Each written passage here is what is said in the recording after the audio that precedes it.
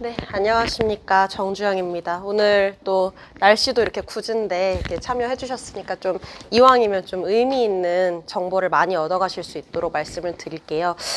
항상 설명회를 하다 보면은 대상이 정해져 있긴 하지만 사실 그 대상만을 위해서 설명회를 참여하시지 않는 경우들도 되게 많은 것 같아요. 뭐 예를 들면 오늘은 이제 고2를 위한 설명회이긴 하지만 이제 자녀분들 중에서 고3이 있는 경우도 있고 고1이 있는 경우도 있고 이제 중3, 중2 이렇게도 있는 경우들도 있고 좀 스펙트럼이 좀 넓은 것 같아서 이제 딱 그 학년을 위한 설명회보다는 좀 전반적인 얘기들도 많이 다루려고 하고요.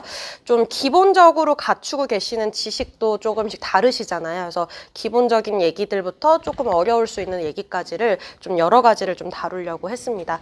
근데 그렇게 사실 매번 설명회를 하다 보면 욕심껏 다 하려면 거의 하루를 꼬박 세워야 될 정도로 정보가 너무 많다 보니까 제가 이제 오늘 제목을 이제 얘기할 때 요점만 간단히라고 이제 설정을 해놨어요. 최대한 압축적으로 얘기할 수 있는 것들만 다루도록 하겠습니다. 우선은 이제 대입의 일정이나 선발의 주요 특징 먼저 살펴볼 거고, 이제 작년부터 좀 뭐 입시를 이제 치러보는 아이들이 가장 많이 관심을 가지고 있는 이슈 중에 하나가 또 자유전공과 관련된 문제들이 있어서 그 부분도 제가 배경 설명을 좀 해드릴 거고, 이제 학생부를 실제로 관리를 해야 되는 입장에서 어떤 걸 준비를 해야 되는지 이런 것들을 좀 설명을 드릴 거예요.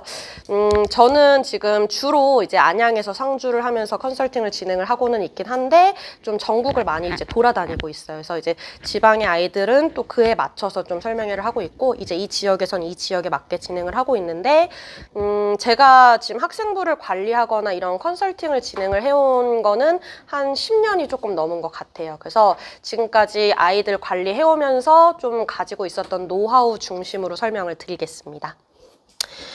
배경 설명부터 조금 간단히 해볼 건데 이제 대입에는 4년 예고제라는 게 있어요. 그래서 우리가 이런 발표를 언제 하는지를 좀 알고 있는 것도 되게 중요하다고 생각을 하는 이유가 보통은 뭐 이제 9월에 수시 원서 접수한대 고3 되면 뭐 아니면 언제 뭘 한대라는 얘기가 있는데 그 시기를 좀 정확히 알지 못하셔서 때를 놓치는 경우들도 생각보다 많거든요. 그래서 우선은 4년 예고기 때문에 고3부터 한번 이제 얘기를 해보자면 고3의 가장 중요한 이슈는 어찌됐건 6월, 9월을 기점으로 여러 가지 정보의 발표가 난다는 점을 좀 알고 계시면 좋을 것 같아요. 그래서 이제 수시 모집 요강이 6월 초에 나오는데 이걸 제가 왜 먼저 말씀을 드리냐면 저도 사실 컨설팅을 진행을 하고는 있는 입장이지만 그거를 잘 모르고 애매한 시기에 진입을 하시는 경우들이 되게 많아요. 그래서 저는 뭐라고 말씀드리냐면 컨설팅하면 편견이 그렇지 않길 바라시면서 사실은 고액일수록 더 효과가 높을 거라는 착각을 하시는 경우가 있고 컨설팅을 되게 많이 받을수록 유리하다는 생각을 하시는 경우가 있거든요. 근데 그게 아니라는 걸 말씀을 드리는 거예요. 예를 들어 고3이 돼서 컨설팅을 하겠다 그러면 보통 제가 진입을 추천을 드리는 시기가 일단 할 거면 새로운 학기가 시작되기 전에 하시는 게 제일 좋아요 라고 말씀을 드려요. 왜냐면 예전에 아주 뭐 거의 5년 이하, 뭐 5년 이상, 10년 가까이 전에는 컨설팅을 어떤 목적으로 많이 쓰셨냐면 배치를 위한 용도로 많이 받으셨어요. 그러니까 어느 학교 갈 수 있어요? 어떻게 갈 수 있어요? 라는 걸 많이 물어보시는데 지금은 그런 결과적인 사후 조치를 위한 컨설팅은 저는 큰 의미가 없다고 보고 어떻게 대비를 해서 마무리할 것이냐에 대한 관리가 더 중요해요. 근데 그걸 잡을 수 있는 시기는 모든 학년에 학기가 시작되기 전에 하시는 게 제일 좋거든요. 그래서 그때가 제일 좋은 건데 그때 굳이 안 해도 돼요. 저는 이렇게 말씀을 드리는 게 실질적으로 정말 중요해지는 시기가 되는 게 결국은 그래서 언제 배치를 받아야 되느냐라는 문제인데 막 조바심이 나시는 게 특히 3학년 1학기 중간고사가 끝난 이 시점이 되면 성적이 이제 대충 나왔으니까 빨리 어느 학교를 가야 되는지 알고 싶어요 라는 얘기를 하시는데 저는 지금 와도 지금은 배치를 해드릴 수 없어요 라고 말씀을 드려요. 사실 여러 컨설팅 업체들이나 컨설턴트들이 지금도 컨설팅을 다 받으라고 하실 거예요. 그러면서 쉽게 말하면 이제 상술도 있죠. 그래서 지금 받으셔도 돼요 라고 얘기하지만 지금은 데이터가 없습니다. 무슨 얘기냐면 대학에서 예고한 시행 계획이 없는데 무엇을 근거로 배치를 할 수 있느냐? 그거는 전년도 입시에 활용됐던 데이터를 바탕으로 밖에는 할 수가 없다는 거예요. 그래서 저는 지금 이 시기에는 배치 컨설팅 받으러 오지 마세요. 차라리 6월 이후에 오세요. 라고 말씀을 드리는 게 모집 요강이 정확하게 확정이 된 시점부터 그걸 해야 그나마 의미 있는 결과를 데이터로 확인하실 수 있다는 거예요. 만약에 지금 이 시기에 그래도 불안해서 할래요 라고 하시면 결국은 이 이후에 발표가 되고 한 번 더 하셔야 되니까 이중적인 소모를 해야 되는 문제가 생기는 거죠. 그래서 그런 문제가 있기 때문에 이 모집 요강이 발표되는 시점을 정확히 알고 준비를 하시는 게 좋다라고 말씀을 드리고요. 그러면 6월 초에 발표가 되면 바로 하는 게 좋은가요? 라고 한다면 그것도 사실은 아니에요. 저희들도 모집 요강이 발표가 나고 나면 그 데이터들이 어떻게 아이들이 움직일지에 대한 충분한 그런 경험치를 또 쌓아놓는 과정이 필요해요. 그래서 저는 사실 거의 막판 돼서 받는 게 제일 좋아요 라고 얘기는 하는데 안전하게 가려면 수시 원서를 접수하기 직전에 하는 건 또 불안하기 때문에 보통은 한 7월, 8월 이 이후에 상담을 받으시면 좋겠어요 라고 얘기를 하거든요. 그래서 그 전부터 너무 조바심을 내면서 막 하실 이유가 없다라는 얘기고 또 정시 모집 요강이 9월 초에 발표가 납니다. 즉 수시 원서를 접수를 하는 시점이 되면 슬슬 정시 모집 요강이 발표가 되는데 그래서 그때 막 이제 또 엄청 이르게 막 이제 동동거리시는 분들은 이제 정시 발표 났으니까 그럼 정시 배치는 언제 해요? 라고 얘기를 하시는데 당연히 일단은 수능이 끝나고 얘기를 하면 되는 부분이라 이것도 지금 미리 하실 필요는 없다라고 보시면 될 것 같아요.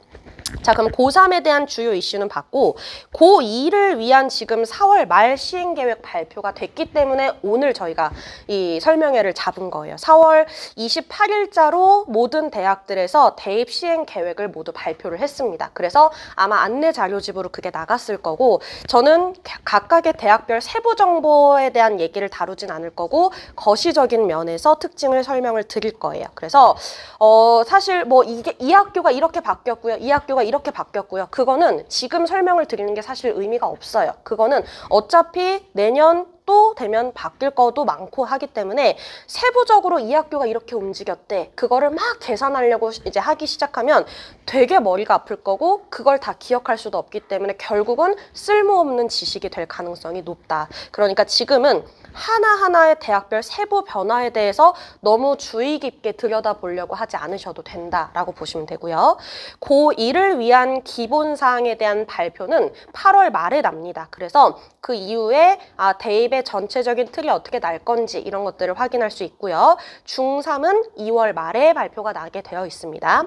그래서 이런 특징을 살펴보셨으면 좋겠고 그럼 이제 장기적으로 내년에 고3이 될 건데 고3이 되면 무슨 일정을 언제 봐야 되나요? 라고 얘기한다면 일단 학평이 이루어지는 시점들을 쭉 보실 거예요. 3월, 5월, 6월, 7월, 9월, 10월, 11월 이런 식으로 각 월마다 거의 이제 모의고사를 치르게 됩니다. 그중에 가장 의미 있게 볼 수 있는 지표는 아무래도 모의평가, 학력평가를 이제 주의 깊게 봐야 되는데 요 6월 평가원, 9월 평가원에 대한 지표를 확인하는 게 가장 중요합니다. 근데 이런 게 있어요. 고3의 원서를 접수를 하게 되면은 어떤 이 문제가 발생하냐면 옆에 보시는 것처럼 9월 모평을 9월 3일 날 봐요. 근데 바로 밑에 원서 접수하는 시기가 9월 8일부터 12일까지 약 5일 정도로 진행이 됩니다. 그러면 어떤 문제가 생기냐면 9월 평가원 시험은 쳤는데 성적표가 나오지 않은 상태에서 원서를 접수를 해야 되는 문제가 생겼어요.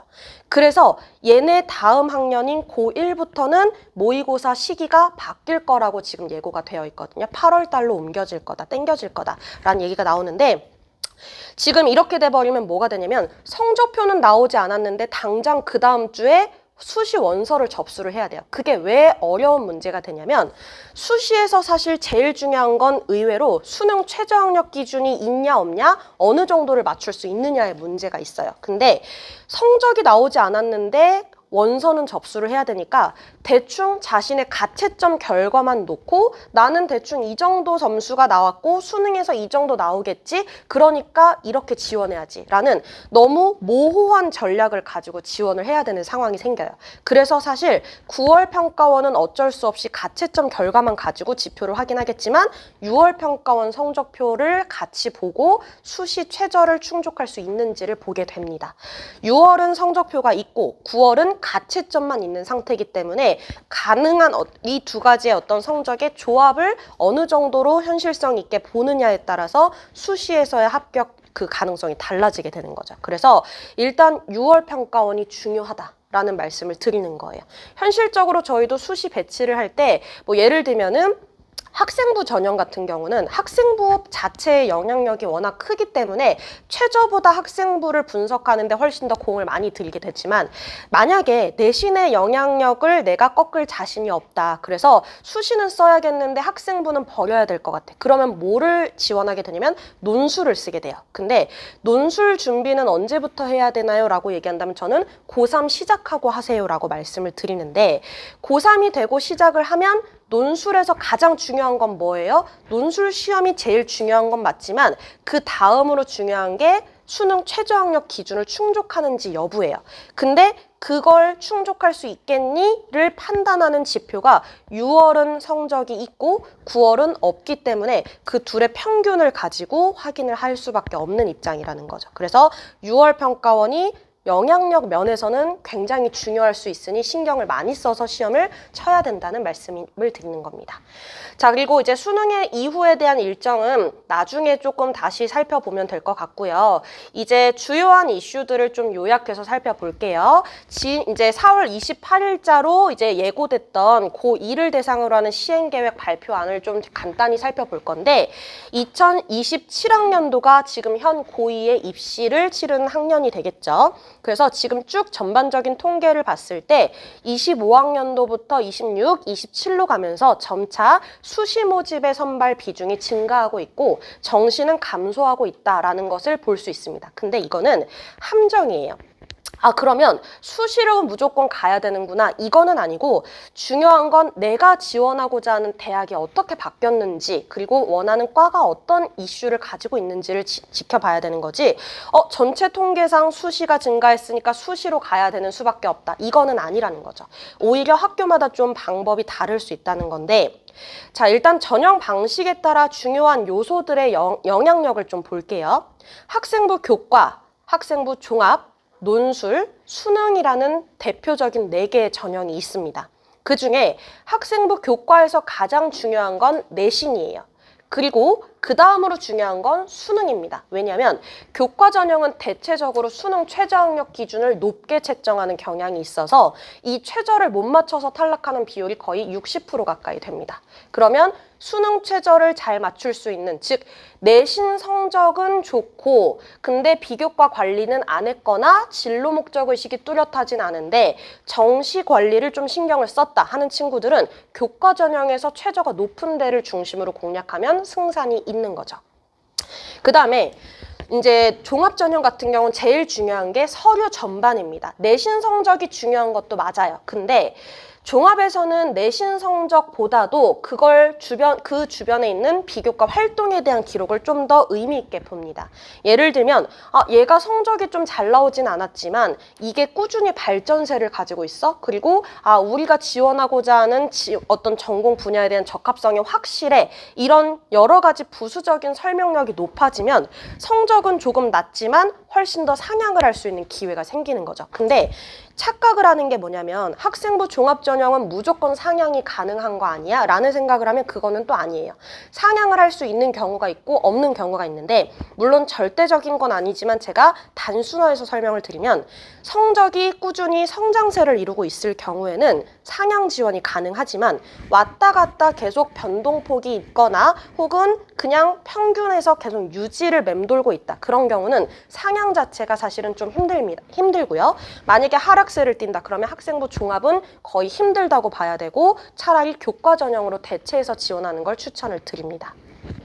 그 다음 논술 전형은 말씀드린 것처럼 논술이 제일 중요하고 그 다음으로 수능 최저를 충족할 수 있는지가 중요한데 일부 대학에서는 내신 반영을 하고는 있지만 내신 반영 비율이 거의 10%에서 20% 정도밖에 되지 않거나 실제로 통과되는 친구들의 내신은 보통 5등급 대 6등급 때까지도 어렵지 않게 들어갑니다. 그래서 나는 내신이 아예 일반고 기준인데 5등급이 넘어가서 학생부를 쓸 수가 없어요 하는 친구들이 논술을 많이 쓰게 되는 되는 거고, 6논술을 공략하는 경우가 있는데 6논술을 한다고 해서 어딘가 하나에선 걸리겠지가 통하지 않는 게 논술 전형이에요.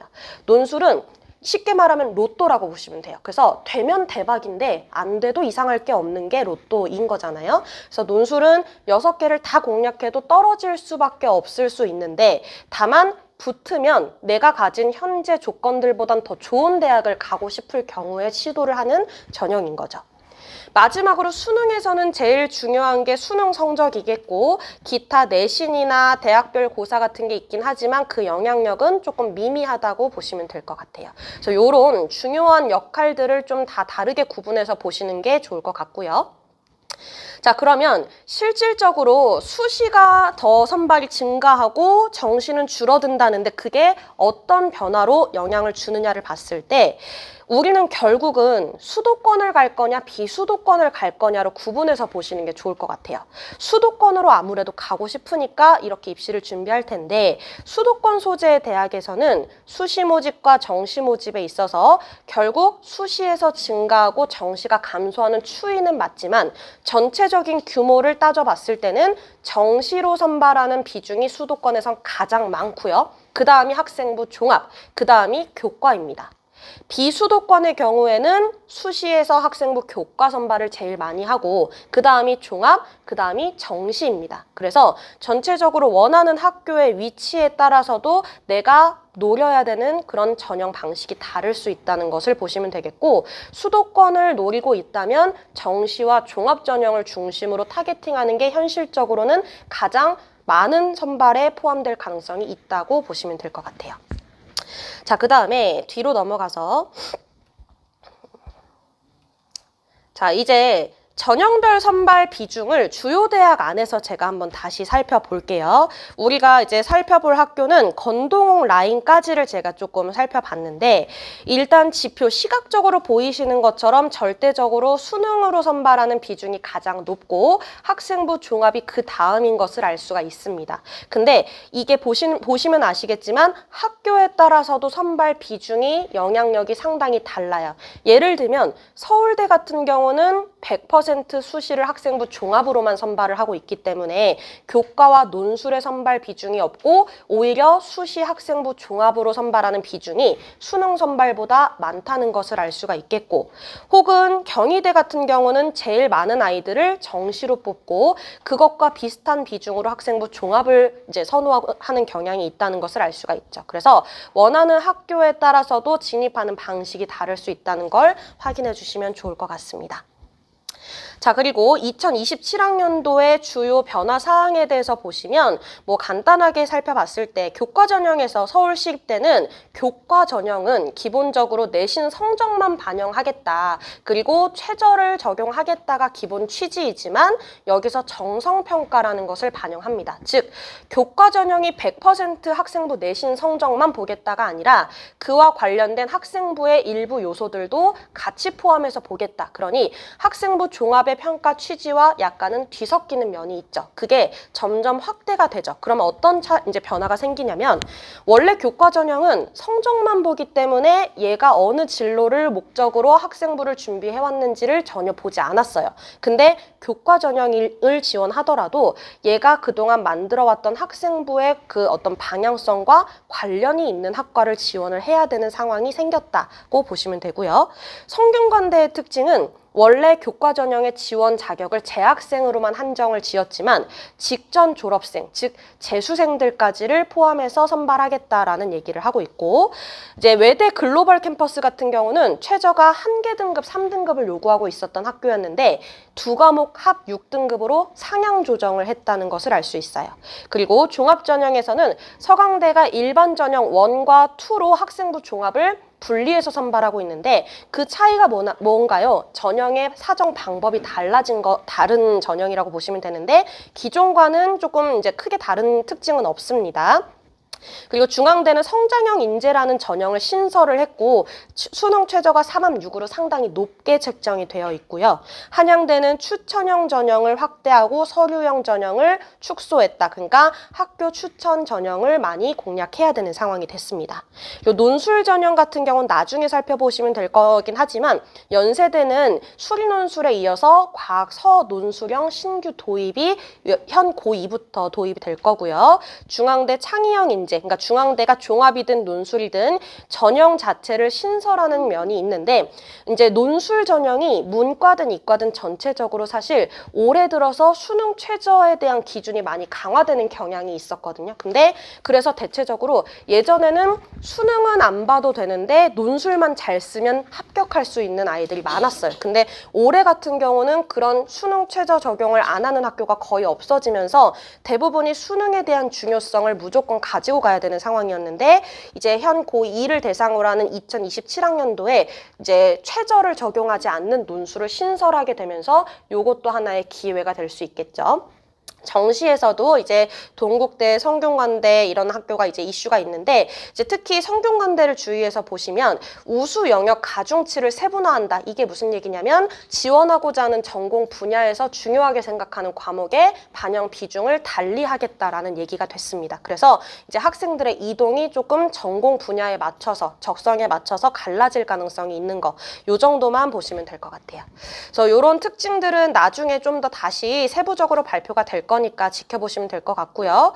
또 한 가지 특징은 수도권 지역에서 지균을 선발하는 비중이 늘어났다는 점입니다. 근데 요거를 이렇게 이제 그 대입에서 정부가 발표를 하면서 그럼 지균이 유리해진 거 아니야? 라고 착각을 하는데 제가 조금 더 살펴봤을 때 2026년도 대비 2027학년도는 분명히 지균 선발이 증가하는 게 맞는데 2025학년도와 비교하면 27학년도가 똑같은 상황인 걸 알 수 있습니다. 25학년도의 지균을 13,870명을 선발을 했었는데 26학년도에 그걸 줄였어요. 그거를 다시 복구시키는 구조라고 보시면 돼서 이 지균 선발이 가질 수 있는 어떤 입결의 성적은 25학년도를 기준으로 살펴보시면 될 거다라고 생각해 주시면 될 것 같아요. 그리고 기회균형 전형이 굉장히 크게 감소한 것을 알 수가 있는데 이 기회균형의 대표적인 선발 전형이 농어촌이에요. 근데 농어촌 부분에서는 선발 비중의 변화가 없이 그대로 유지가 되고 있고 국가보훈 대상자, 만학도, 특성화고 졸업자 등에 대한 선발이 감소하는 것으로 보아 일반적인 학생들, 이제 우리가 그냥 많이 일상적으로 치러오는 수험생들에 대한 선발을 좀 더 확대하려는 취지로 보인다. 이 정도 보시면 될 것 같고 지역인재 전형이 증가하면서 이제 지역인재가 해당되는 다른 지역들, 우리는 그런 해당이 없기 때문에 그런 학생들에 대한 혜택을 좀 더 늘리고자 한다라고 이슈가 있었습니다. 그 다음에 그래서 결론은 뭐냐, 지금 아이들이 이제 우리는 그러면 어느 정도 성적을 가져와야 되나요? 라고 하는데 서울대, 연대, 고대, 서강대, 성균관대, 한양대를 기준으로 선발하는 학생의 입학 정원이 총 2만 명입니다. 전체 입학 정원이 34만 명인데 그중에 상위 6개 대학에서 2만 명을 선발하고 있고 그러면 내가 어느 정도 내신을 받아야 되나요? 어느 정도 위치여야 하나요? 라고 얘기한다면 서울대는 전교 1등에서 3등, 그리고 스카이는 반 1등 정도, 인서울을 하고 싶어도 적어도 반에서 5등 안에는 들어야 된다가 기본 원칙이고 이제 이걸 충족하지 못해도 붙는 아이들은 물론 있지만 그게 학교의 수준에 따라 좀 달라질 수는 있지만 기본 틀은 요 정도라고 생각하고 목표를 설정해 주시면 좋을 것 같습니다. 자, 그러면 요 정도 넘어가고요. 자, 두 번째 이슈가 전공 자율선택제라고 명칭을 설정을 했는데 쉽게 많이들 자유전공이라고 부르는 전공들에 대한 선발이 확대된 부분이에요. 작년부터 특히 자유전공 선발이 엄청나게 많이 확대가 되어서 이제 학교마다 그런 전형 자체를 신설하는 학교들도 생겼어요. 근데 자유전공이라는 것이 크게 두 가지 유형이 있습니다. 첫 번째는 통합선발이고요. 두 번째는 계열 선발입니다.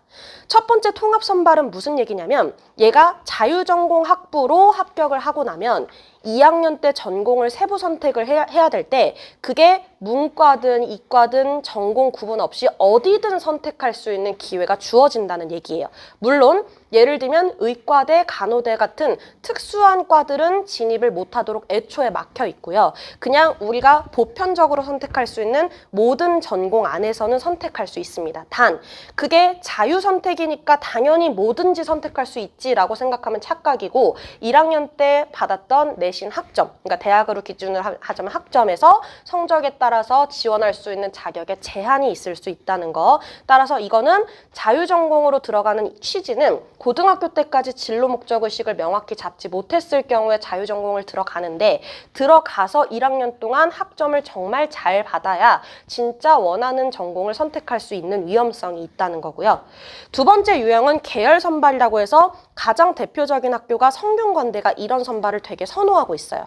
예를 들면 공학 계열을 선발하는데 150명 뭉태기로 뽑아버리는 거예요. 그러면 공학 계열로 선발을 해놓고 1학년 때 학점을 봐서 얘가 실제로 뭐 화생공을 갈 건지 유전생명으로 갈 건지 여러 가지 세부 전공을 그 안에서 선택할 수 있도록 하는 게 계열 선발이라고 보시면 될 것 같아요. 그래서 두 가지 선택안이 있고 꼭 자유전공을 선택해야 되는 건 아니지만 본의 아니게 지금의 어떤 입시는 사실 진로 목적의식을 굉장히 중요하게 평가하는 면이 있고 그걸 부담을 느끼는 친구들도 굉장히 많아요. 진로가 바뀌는 친구들도 있고.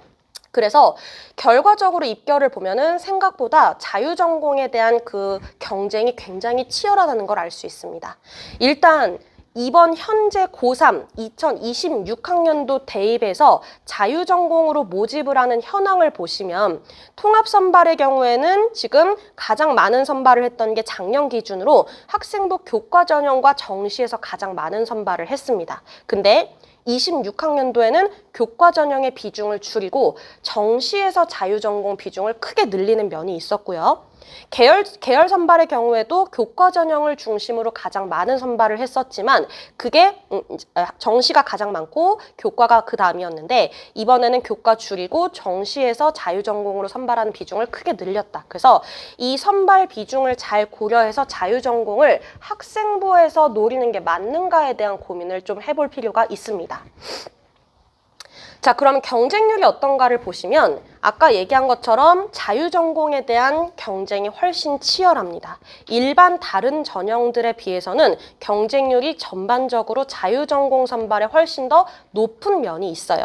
뭐 서울대 같은 경우는 뭐 크게 차이가 나는 경우는 없지만 뭐 이제 고려대 종합전형, 학업 우수형만 보더라도 대체적으로 다른 경쟁률은 16대 1 가까이 되고 있지만 자유전공은 20대 1 가까이 올라가는 면이 있고 다른 학교들도 크게 편차가 나는 경우가 있어서 자유전공이 선호도가 높은 거는 사실이에요. 근데 이게 왜 높은가에 대해서 생각을 해보자면 일반 학종에서 전공 적합성을 입증하기에 애매한 학생부들이 굉장히 많고 그런 아이들이 넘어오게 되는데 실제로 합격자들이 어떻게 나타났는지를 볼게요. 이거는 숭실대 입결을 보시는 건데 숭실대는 지금 위에 보시는 것처럼 위에서 자유전공 선발은 학생부 종합, 교과 중심으로 가장 많은 인원을 선발을 하고 있어요. 근데 숭실대는 학생부 교과 전형으로 자유전공 학부를 선발하고 있거든요. 작년 기준으로 했을 때 인문 계열에서는 지원자의 평균이 2.75였고 자연 계열도 2.75였어요.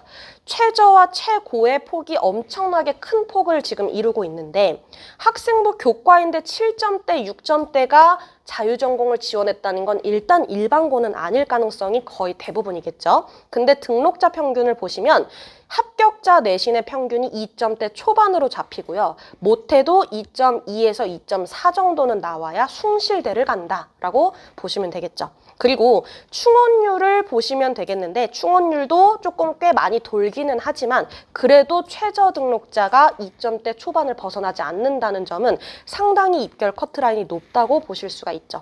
보통 애들이 원하는 학교가 뭐 서연고, 서성한, 중경예시, 건동호 요 정도를 노리고 있음에도 불구하고 숭실대가 그 이하라고 생각을 하면서도 2점대 초반은 나와야 된다는 얘기를 하면 조금 당황할 수 있는 부분인 것 같아요.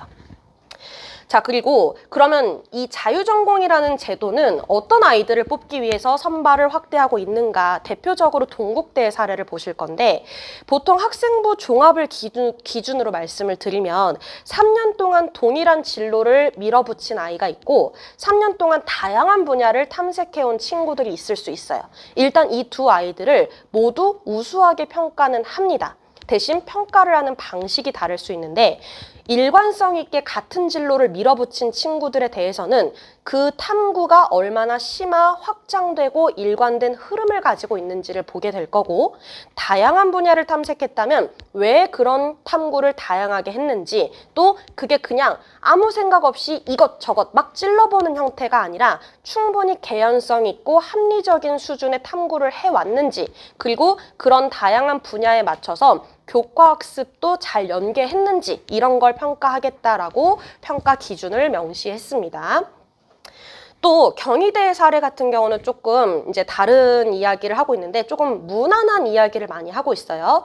일단 자유전공학부를 누가 많이 붙었나요? 라고 했더니 입학사정관이 주로 자연 이공계 학생들이 많이 붙었다, 지원했다. 근데 낮은 수학, 과학 성적을 우회할 목적으로 지원하는 경우가 많았다. 대표적으로 의대나 약대를 준비하다가 진로를 바꿔서 자연계열로 현실 타협을 했던 친구들이 많았다. 또 진로 목적의식보다는 자기주도 역량을 더 많이 보다 보니까 진로와 적성, 관심에 따라 다양한 컨셉을 가진 학생부들이 많이 모였다라고 얘기를 했어요.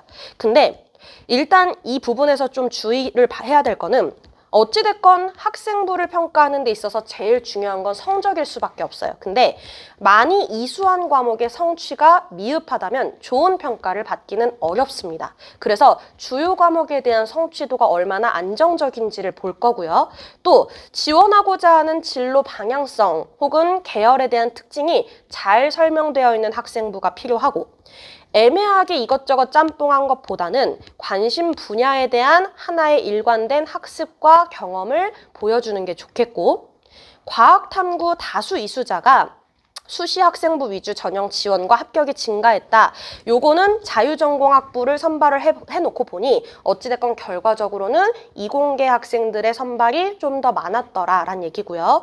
또 관심 분야에 대한 뚜렷한 목적의식과 탐구 역량을 보여달라라는 얘기가 나왔습니다.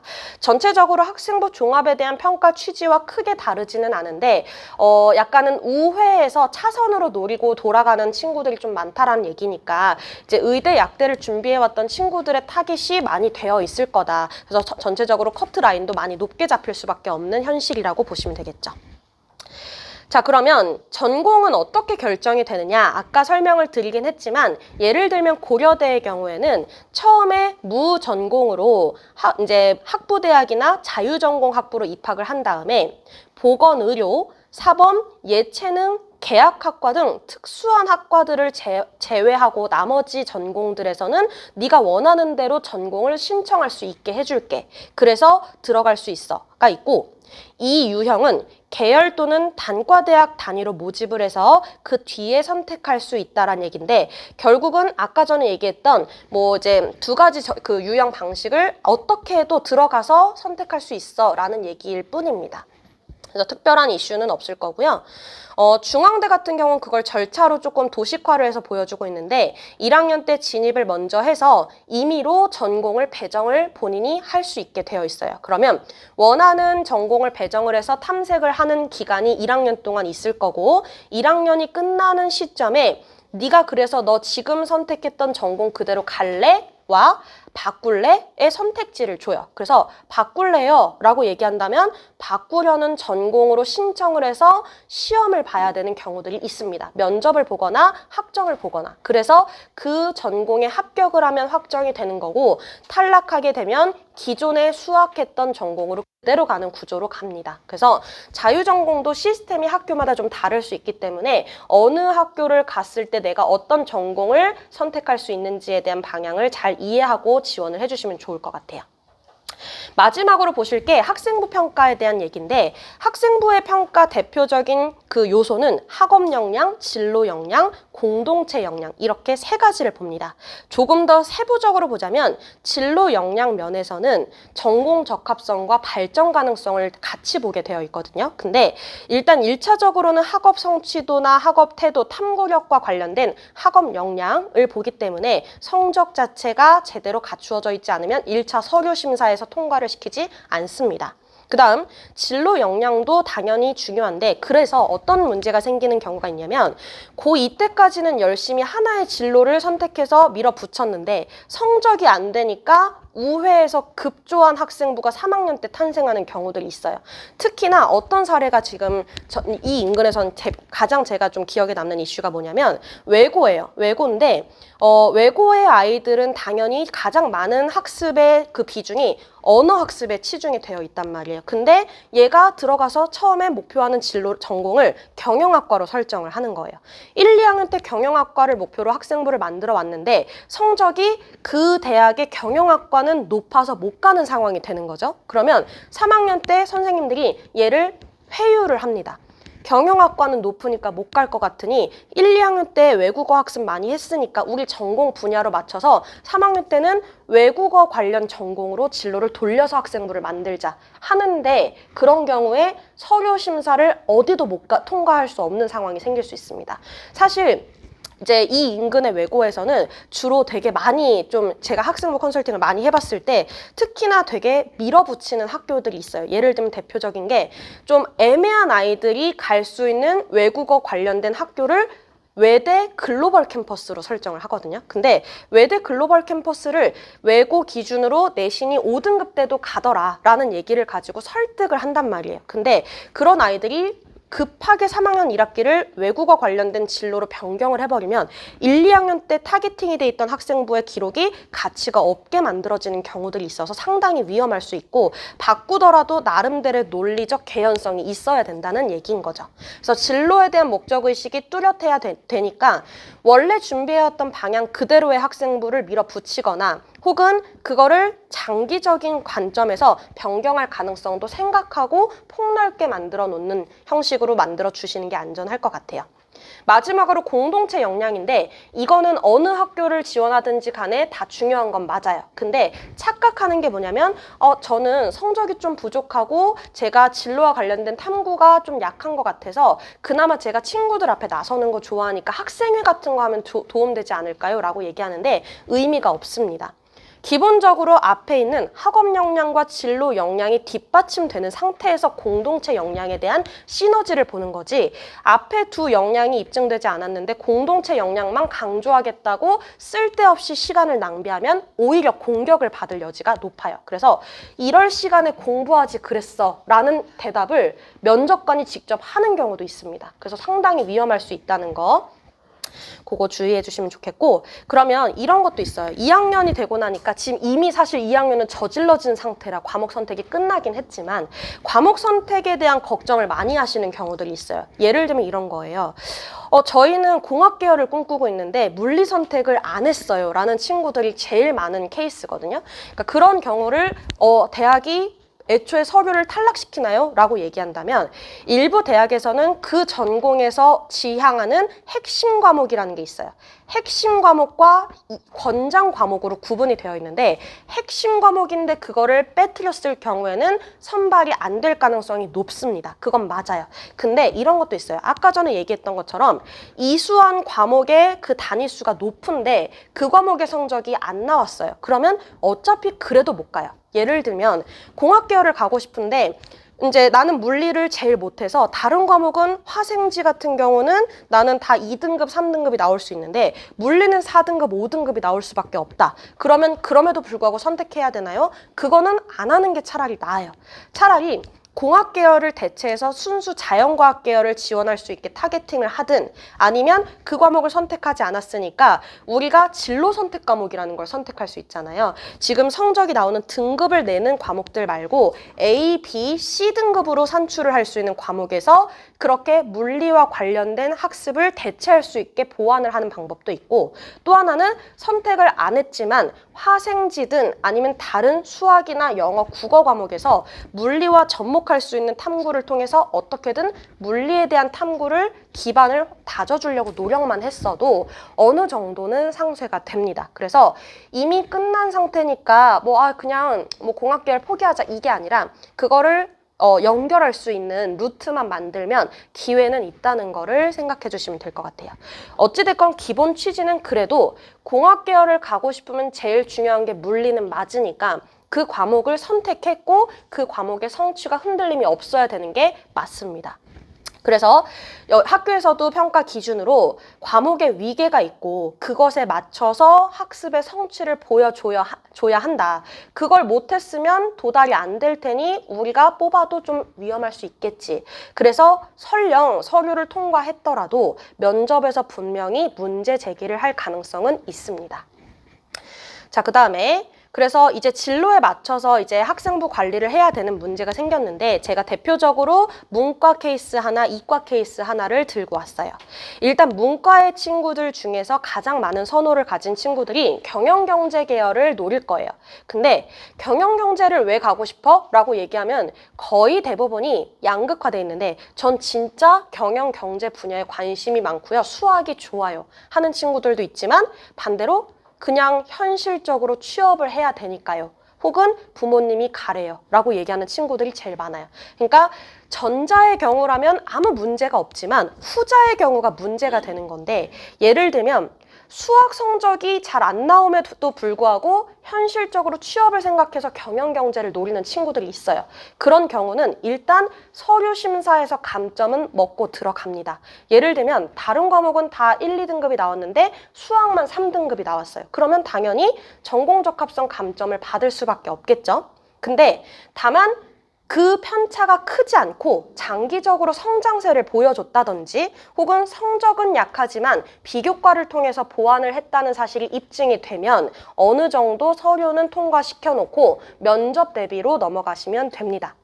두 번째로 관심은 아닌데 취업 때문에 라는 전형적인 그런 수동적인 케이스의 문제는 뚜렷한 목표의식이 없기 때문에 일단 서류 통과 가능성이 높지 않을 수도 있어요. 예를 들면 이런 거예요.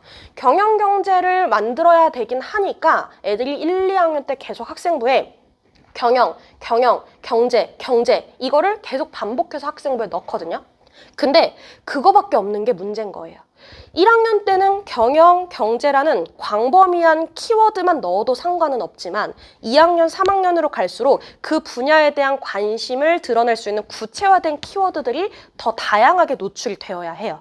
예를 들면 재무제표라든지 아니면 금융이라든지 주식이라든지 아니면 기업 경영이든 인적자원 개발이든 여러 가지 관심 키워드들이 더 세분화되어서 들어가야 되는데 전 잘 모르겠어요. 그냥 가야 되니까요. 그리고 경영경제가 제일 많이 뽑잖아요. 이런 친구들은 2학년이 돼도 학생부가 계속 그냥 경영학과에 관심이 있어요. 경영학과를 좋아해요. 라는 얘기밖에 못하고요. 그나마 직업 설정을 해봤자 CEO요. 라는 얘기밖에는 할 수가 없습니다. 그래서 너무 추상적이고 모호할 것 같으면 오히려 어차피 가기가 힘들다는 얘기고요. 그래서 세부적으로 내가 어떤 직무에 관심이 있는지 혹은 특히 관심을 가지고 살펴보고 있는 사회적인 이슈가 있는지를 학생부에 본격적으로 노출을 해야 되는 게 2학년부터라고 보시면 될 것 같아요. 마지막이 제가 아까 얘기했던 것처럼 경영 경제 분야의 입결 성적은 문과 계열 전공들 중에 가장 높을 수밖에 없어요. 근데 차라리 어문 계열 쓰는 게 낫지 않아요? 만만하게? 라고 하지만 그게 학생부 종합에선 통하지 않는다. 학생부 종합이 아니라 교과 전형이나 논술은 통할 수 있습니다. 다만 서류 심사를 하지 않는 교과 전형을 해당 으로 포함을 해야 되고 그 얘기는 교과 전형 중에서도 면접을 치르는 경우는 조금 피하시는 게 좋을 수 있어요. 반대로 이제 이과 계열에서 좀 대표적인 진로가 신약 개발을 목표로 하는 친구들이 생각보다 많아요. 지금 제가 이제 1학년 친구들도 컨설팅을 되게 많이 하고 있는데 1학년이 이번에 첫 중간고사를 치렀잖아요. 근데 제가 입학 전부터 이제 컨설팅을 유입을 해왔던 친구들이 있는데 그 중에 이과를 꿈꾸는 친구들 중에 거의 한 10명에 3명 정도는 약학과를 목표로 합니다라는 얘기를 해요. 그러면 이제 저는 이제 얘기를 하죠. 이제 속으로는 이제 겉으로는 얘기는 못 하겠지만 일단 성적 나오면 얘기하자라는 얘기를 해요. 왜냐면 진짜 실제로 제가 이번에 중간고사 결과를 다 까봤잖아요. 그러면 성적이 진짜 예상대로 잘 나왔어 하는 친구들도 있지만 반대로 터무니없는 성적을 가지고 오는 친구들이 있어요. 예를 들면 1학년은 그래도 5등급제로 고교학점제로 바뀌었으니까 조금 안전하지 않아요? 범위가 넓지 않아요? 1등급만 나오면 되잖아요 라고 하는데 원점수 성취도 중요해진 게 고1부터의 입시예요. 즉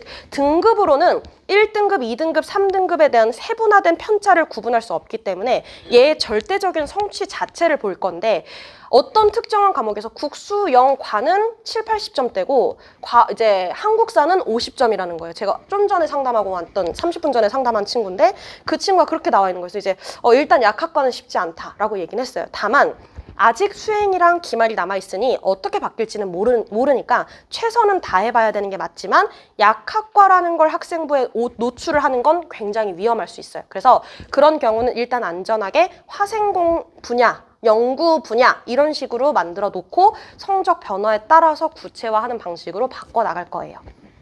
근데 이제 제가 다룬 실제 케이스는 얘는 현재 고3이 된 친구인데 신약 개발을 목표로 하는 친구예요. 근데 학생회를 들어갈까요 말까요? 2학년 때 했던 케이스예요. 근데 학생회를 들어갈까요 말까요? 라고 얘기해서 학생회 하면 좋지. 근데 학생회는 문제가 생각보다 시간을 너무 많이 뺏겨. 네가 어떤 가고자 하는 분야에 관련된 활동보다는 그와 관련이 없는 활동을 하는데도 묶여 있어야 되는 경우가 너무 많기 때문에 성적에 흔들림이 없을 자신이 있으면 해 라고 얘기를 해요. 특히 2학년 때 이 고민을 하는 친구들을 되게 많이 다잡아줘야 되는 게 뭐냐면 1학년 때 성적이 잘 나왔다고 생각을 해서 2학년 때 방심을 하거든요. 근데 2학년 때는 이번에 중간고사 치러봐서 알겠지만 과목마다 선택자 수가 나뉘면서 나는 성취도에 문제가 없지만 상대적으로 응시 인원이 적어져서 등급이 밀리는 케이스들이 늘어나요. 그러면 어쨌든 평균은 하락세를 띌 수밖에 없기 때문에 그런 하락세가 있는 상태에서 다른 옵션이 되는 시간 소모가 많은 활동을 추가했다? 너 그럼 차라리 그거 할 시간에 공부 더 했으면 어땠겠어? 라는 얘기를 또 공격받을 수 있는 여지를 주는 거죠. 그래서 일단 중요한 건 우수한 성적입니다.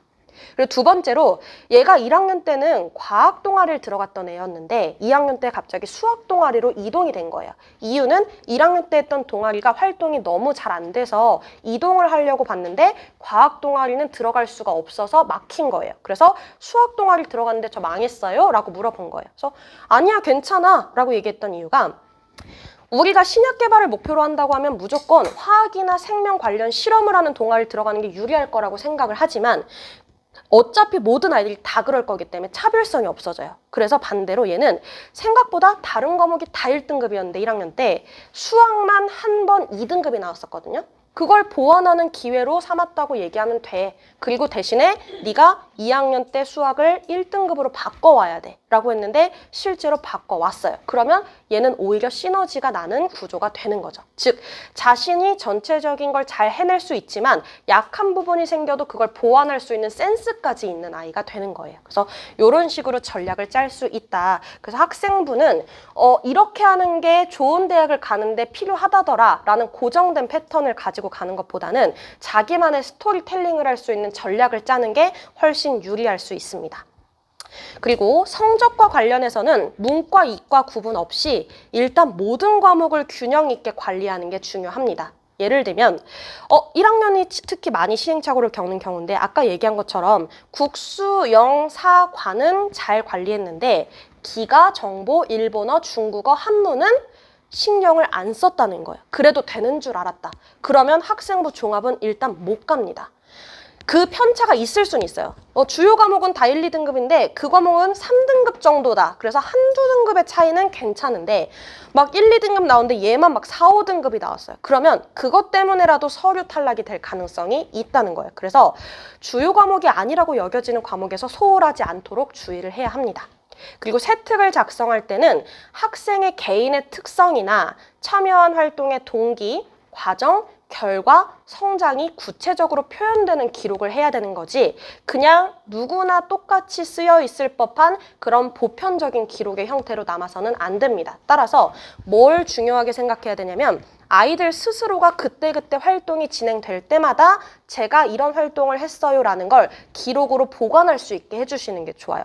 그걸 나중에 선생님들이 보통 학기 말이나 학년 말에 자 너희들이 학생부에 쓰고 싶은 내용이 있으면 여기다 써서 내 라고 자기평가서를 주시는데 그때 되면 학기 초에 했던 활동은 기억이 나지 않겠죠. 그러니까 대충 아무리 기억해도 기억이 나지 않아요. 그럼 뭘 하냐면 지난주에 했던 것만 써서 냅니다. 그러면 기존에 했던 노력은 다 물거품이 될 수도 있기 때문에 미리 그때그때 누적할 수 있게 해주시면 좋을 것 같아요.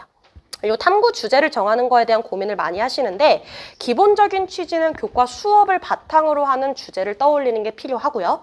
두 번째는 이제는 서서히 2학년이기 때문에 관련 논문이나 보고서 등 어떤 배경 지식을 쌓을 수 있는 탐구 자료 혹은 책 이런 거를 읽고 활용해 주시는 것도 좋고 최근의 사회 이슈를 다룰 수 있는 영상이나 기사, 사진 등을 통해서 자료를 확장해 주시는 것도 좋을 것 같아요.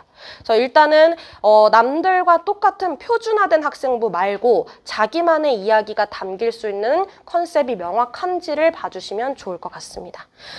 여기까지가 제가 오늘 준비한 내용이고 마지막 부분은 이제 뭐 그냥 방금 얘기했던 거 요점 정리가 되어 있는 거고요. 좋은 학생부의 사례라는 것은 지금 보이는 것처럼 형광펜으로 제가 표시를 해놨는데 그냥 보더라도 얘가 어떤 분야를 목표로 하는 아이구나가 명확하고 구체적이어야 합니다. 특히나 위에서 네 번째 줄을 보시면 기능론과 갈등론의 관점에서 분석하였으며 라는 부분이 있는데 이 기능론과 갈등론이라는 개념을 어디서 배우냐면 사회문화에서 연구방법론을 공부할 때 배우게 됩니다. 즉 전공 분야에 대한 연결성도 중요하지만 그걸 교과 수업 내용과 접목할 수 있는지도 중요하고 교과 간에 융합을 할 수 있는 능력도 필요하다는 것을 생각해 주시면 좋을 것 같아요. 자, 여기까지 제가 준비되어 있고요. 다음 진행이 있어서 요 정도로 오늘은 마무리하도록 하겠습니다. 네, 긴 시간 고생 많으셨습니다.